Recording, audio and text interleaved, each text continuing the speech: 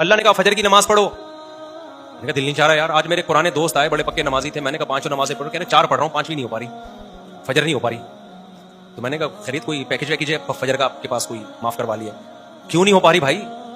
آپ کو کہیں انٹرویو کے لیے بلائے, کوئی اچھی جگہ جاب آ جائے اور صبح 4 بجے بلایا جائے, 5 بجے, چھوڑے انٹرویو کو, ڈیٹنگ پوائنٹ میں اگر 4 بجے کا ٹائم دے محبوبہ, کوئی یہ کہے گا کہ جی میری آنکھ نہیں کھلی؟ بولو نا, کوئی بھی نہیں کہے گا بھائی.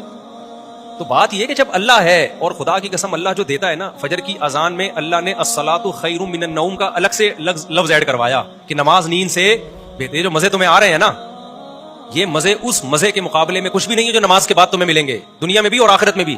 سب سے لذیذ نماز اللہ نے فجر کی رکھی ہے, سب سے مزے کی نماز جماعت کے ساتھ.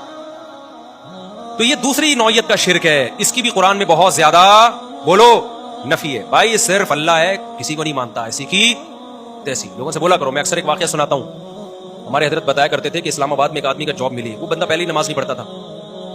تو انٹرویو کے دوران انہوں نے کہا بھائی آپ کو نماز پڑھنے کی اجازت نہیں ہوگی. اس نے کہا مجھے نہیں چاہیے ایسی جاب. اس نے کہا یار آپ پہلے سے تو نمازی لگ نہیں رہے ہو کوئی شکل وکل سے.